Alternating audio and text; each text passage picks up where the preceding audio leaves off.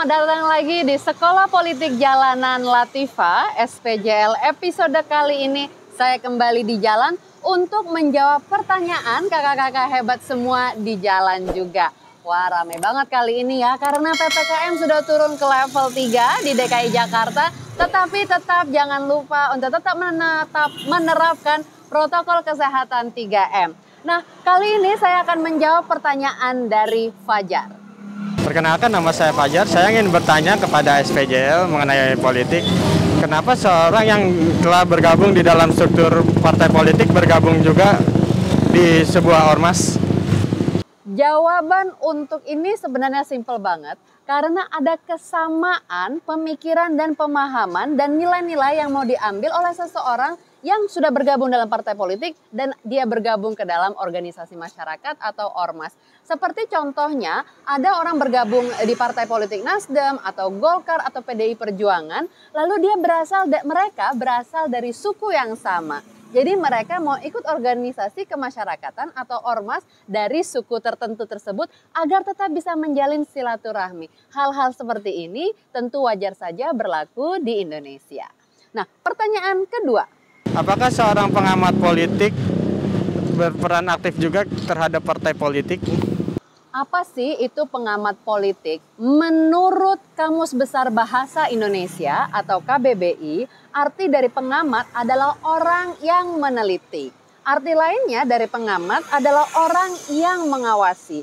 Jadi apakah pengamat politik di Indonesia itu berperan aktif terhadap partai politik? Nah, saya mau bilang terhadap partai politik ya, bukan mempengaruhi secara besar dalam perpolitikan Indonesia, tetapi terhadap partai politiknya. Dan saya bisa bilang ini relatif, karena bukan berarti partai politik itu langsung menelan mentah-mentah apa yang menjadi opini dari pengamat politik, tetapi tentu mengambil yang baik-baik. Karena apa? Partai politik itu juga sering bertanya kepada pengamat politik bagaimana sih situasi politik di Indonesia, dan juga pengamat politik sering juga memberikan opini dan masukan-masukannya kepada partai politik kapanpun mereka rasa itu perlu. Nah, kakak-kakak semua, tapi apakah semerta-merta masukan dari pengamat politik itu mengubah haluan partai politik? Belum tentu. Karena itu kembali ke partai politiknya masing-masing yang punya visi misi untuk diwujudkan. Nah, tapi ada juga nih pengamat politik yang kelihatannya independen tapi sebenarnya berafiliasi. Nah, saya mau ngasih tahu nih tips cantik kepada kakak-kakak hebat gimana caranya supaya tahu pengamat politik itu independen atau berafiliasi terhadap partai politik tertentu. Cara paling mudah adalah dengan mengecek statement pengamat politik itu sama atau tidak dengan partai politik yang sedang rame dalam isu politik Indonesia. Biasanya apa yang dia bicarakan akan similar atau sejalan linear dengan apa yang diperjuangkan beberapa partai politik lain, sehingga dia berusaha mengamplifikasinya ke masyarakat yang berusaha netral. Nah, itu dia dua pertanyaan, dan pertanyaan ketiga dari orang yang sama. Menurut SPJL, partai politik yang ideal itu seperti apa ya? Pertanyaan ini cantik sekali. Jawaban saya tentu Partai Nasdem. Tetapi nanti audiens penonton langsung close aja lah Kak. Ngapain itu ditonton? Tentu, jadi saya ingin sharing untuk kakak-kakak semua, kakak-kakak hebat bisa mengetahui partai politik ideal itu seperti apa. Kita bisa imajinasikan atau persepsikan partai politik ideal adalah partai politik dengan ideologi yang kuat. Khusus di Indonesia, ideologinya haruslah Pancasila. Nah, kekuatan jaringan yang luas dan kuat dan mapan dan juga memiliki kader-kader aktif di dalamnya. Itulah partai politik yang ideal. Dan tentu saja partai politik ini harus konsisten dengan visi dan misinya. Nah, di Indonesia ini tidak bisa ya partai politik bergerak nggak pakai Pancasila karena nanti lama-lama nggak nyambung. Dan juga harus sesuai dengan Undang-Undang Dasar 1945. Terlebih lagi untuk kakak-kakak hebat, pilihlah partai politik yang pro kepada rakyat, yang mau mendengar dan mau mengerti bagaimana rakyat kita, terutama anak-anak muda yang nonton ini, partai politik yang mau bergerak bersama, melakukan perubahan dan merestorasi Indonesia. Oke, itu dulu jawaban saya untuk satu penanya. Oke, pertanyaan kedua dari Adrian Reva.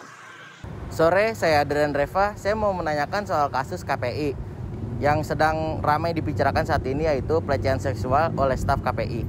Bagaimana tanggapan soal kasus tersebut untuk SPJL? MS menceritakan pengalaman buruknya ke media sosial hingga viral dan menjadi perhatian publik. Dalam ceritanya, ia mengaku kerap mendapat perlakuan pelecehan seksual dan perundungan sejak 2015. Segala kejadian tersebut lantas membuat dirinya merasa trauma dan rendah diri. Ia tak bisa melawan aksi perundungan yang dilakukan secara ramai-ramai itu. Suatu ketika, kata dia, ia merasa tak enak badan dan mengalami penurunan fungsi tubuh dan gangguan kesehatan. Ia pernah berobat ke RS Pelni untuk melakukan endoskopi pada 8 Juli 2017. Hasilnya, MS mengalami hipersekresi cairan lambung akibat trauma dan stres berkelanjutan. Merasa tidak kuat terus menerima perlakuan tersebut, MS mengadukan perlakuan senior-seniornya itu ke Komnas HAM pada 11 Agustus 2017. Komnas HAM menyimpulkan perkara tersebut sebagai kejahatan dan sebuah tindak pidana. Komnas HAM lalu menyarankan MS agar membuat laporan ke polisi. Hanya saja, ia baru memberanikan diri untuk melapor ke polisi pada 2019. Namun laporannya tak diterima dan diarahkan agar korban melapor ke atasan sehingga dapat diselesaikan secara internal kantor. Usahanya tersebut sayangnya tak berbuah banyak. Solusi dari atasannya hanya berupa pemindahan ruang kerja MS untuk menghindari para perundung. Sementara para terduga pelaku tak mendapatkan sanksi apapun. Perundungan pun terus berlanjut. Tak tahan secara emosional, MS kembali mendatangi Polsek Gambir untuk kedua kalinya pada 2020. Dalam pelaporan kedua, polisi hanya meminta nomor para terduga pelaku tanpa proses hukum. Dugaan pelecehan seksual dan perundungan yang menimpa MS lantas menjadi sorotan dalam beberapa hari terakhir ini, menjadi perhatian publik usai menceritakan pengalamannya dan tersebar di media sosial. Lalu KPI mulai melakukan pemeriksaan oleh komisionernya. Untuk yang ini saya akan menjawab atas nama pribadi. Ini sangat menjijikkan sekali apa yang terjadi terhadap pegawai di KPI, dan betul-betul kayak nggak pantas sekali. Dan bahkan kalau kita lihat kayak auzubillahiminasyaitonirrojim gitu ya, pelaku-pelakunya itu aja bahkan masih punya nyali dan keberanian untuk melaporkan balik si korban yang sudah menderita bertahun-tahun. Dan saya ngomong ini, pendapat saya jujur dari lubuk hati saya tanpa mewakili institusi manapun saya bernaung. Dan kakak-kakak hebat semua yang melihat kasus ini, kita semua harus tahu bahwa ada detail yang mengenaskan di negara kita yang tercermin dari kasus ini. Yaitu pelecehan seksual dianggap tidak ada oleh banyak orang apabila pelecehan seksual itu terjadi pada laki-laki. Apalagi kalau terlihat laki-lakinya itu lemah, bahkan pada umumnya pada laki-laki. Sementara pelecehan seksual itu terjadi kepada siapapun walaupun pada laki-laki, apalagi sama perempuan. Dan pelecehan seksual ini terhadap laki-laki maupun perempuan semestinya bisa tertolong dan tertekan angkanya di Indonesia apabila rancangan undang-undang penghapusan kekerasan seksual segera disahkan di DPR RI. Nah, kakak-kakak, tentu saya mengapresiasi komisioner KIP yang telah mengambil tindakan tegas. Banyak teman-teman yang bilang ya telat banget, udah viral baru diomongin gitu ya, baru dilakukan tindakan. Tetapi di sini paling tidak dilakukan sesuatu. Saya merasa sangat prihatin terhadap korban yang sudah mengalami penderitaan kesehatan mental selama bertahun-tahun karena apa yang dia lakukan, karena apa yang rekan-rekannya lakukan selama ini. Nah, kakak-kakak sekalian, saya ingin juga menyampaikan urgensi RUU PKS. Nah, RUU ini sudah dibahas cukup lama di DPR RI sejak tahun 2017. Berarti otomatis sudah berjalan selama 4 tahun. Nah, RUU PKS ini dianggap sangat krusial karena memuat hal-hal yang tidak diatur di KUHP. Nah, korban itu banyak yang selama ini melapor tapi merasa tidak terlindungi, atau banyak sekali tindakan-tindakan pelecehan seksual yang tidak terdefinisikan dengan baik, yang akhirnya merugikan banyak sekali generasi muda Indonesia, baik yang laki-laki maupun perempuan. Jadi kakak-kakak, saya harap kakak-kakak hebat yang menonton ini mendukung pengesahan RUU PKS dengan cara apapun. Nauzubillah, jangan sampai hal yang sama terjadi terhadap korban di KPI terjadi terhadap kita ataupun keluarga kita dan kerabat dekat. Nah, saya mau lanjut ke pertanyaan kedua. Yang kedua, saya mau nanyakan soal kasus yang ada di Afghanistan sekarang. Bagaimana sih, apa ada unsur politik tersebut di dalamnya? Terima kasih. Nah, membicarakan soal kejadian di Taliban di Afghanistan, kejadian teroris dan pengambilan pucuk kekuasaan pemerintahan pasti tidak jauh-jauh dari syarat muatan politik. Kenapa? Yang namanya pemerintahan itu tidak bisa berjalan tanpa politik. Itulah kenyataannya di dunia ini. Jadi untuk mencapai ke sana tentu Taliban punya seperti visi dan misi, keinginan yang sama. Grup teroris ini sudah punya satu hal yang mau mereka tuju, mungkin membuat Afghanistan lebih baik dalam versi mereka, yang akhirnya membuat mereka kuat dan terus bertahan hingga titik ini mereka berhasil merebut kekuasaan di Afghanistan. Tentu saya jadi penasaran juga ya, apakah mereka nanti akan dihapus status terorisnya oleh Amerika Serikat setelah mungkin terjadi kerjasama bilateral ekonomi antara Afghanistan yang dipimpin oleh Taliban dan juga Amerika Serikat. Nah, kakak-kakak hebat semua, kita lihat dulu kronologi bagaimana Taliban beraksi di Afghanistan. Kronologi Taliban kuasai Afghanistan hingga duduki istana kepresidenan.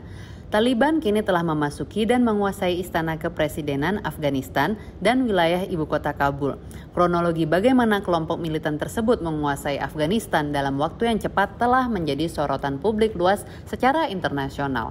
Antara 2017 hingga 2019 sempat ada upaya pembicaraan damai antara AS dan Taliban yang tidak pernah berujung menjadi kesepakatan. Lalu pada Maret 2021, Presiden Afghanistan saat itu Ashraf Ghani dan pemerintahan Presiden Amerika Serikat Joe Biden mengusulkan kepada pemerintah Afghanistan agar mereka menandatangani perjanjian pembagian kekuasaan sementara dengan Taliban.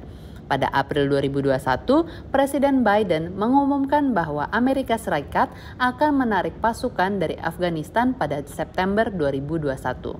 Lalu, pada 15 Agustus 2021, setelah Taliban menguasai setiap kota besar di Afghanistan selain Kabul hanya dalam 2 pekan, Taliban sekarang semakin dekat untuk mengambil kendali penuh atas Afghanistan dan telah merebut istana kepresidenan di Kabul setelah Presiden Ghani meninggalkan negara itu. Pembicaraan sebelumnya untuk membentuk pemerintahan transisi tampaknya telah digagalkan oleh kepergian Ghani ke luar negeri. Kakak-kakak hebat, yang mereka lakukan ini adalah tindakan radikalisme yang nyata. Oke? Jadi mungkin bagi mereka atau orang-orang yang punya pemikiran sama dengan mereka akan menganggap oh ini fine-fine aja.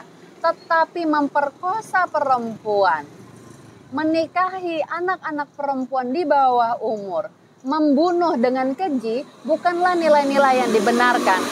Baik dalam Islam maupun dalam kemanusiaan kita. Dan apakah hal yang sama mau diterapkan di Indonesia? Itu cukup kita tanyakan pada diri kita masing-masing. Yang jelas kalau saya jawabannya sih enggak ya. Nah, disitulah kakak-kakak kita harus melihat bersama apa sih nilai yang cocok untuk ditanamkan di Indonesia. Tentu kita mau semuanya itu dengan nilai perdamaian. Nah, tapi kalau ada yang bertanya apa sih Kak yang bisa dipelajari dari Taliban? Menurut saya adalah kegigihannya. Karena mereka sudah berdiri dari awal tahun 90-an untuk merebut Afghanistan dan sekarang mereka berhasil lebih mungkin dalam 30 tahun. Ada kegigihan di situ dan kegigihan itu bisa menjadi inspirasi kakak-kakak semua juga untuk gigih berjuang, bukan untuk melakukan kejahatannya ya, tetapi untuk gigih tidak gampang menyerah. Saya rasa itu saja dari saya untuk SPJL kali ini. Jangan lupa untuk terus mengikuti SPJL setiap hari Rabu jam 7 malam di YouTube Latifah Al-Ansori. Kalau kakak-kakak suka, please share ke teman-teman yang lainnya dan juga jangan lupa like dan subscribe. Sampai jumpa lagi di SPJL berikutnya.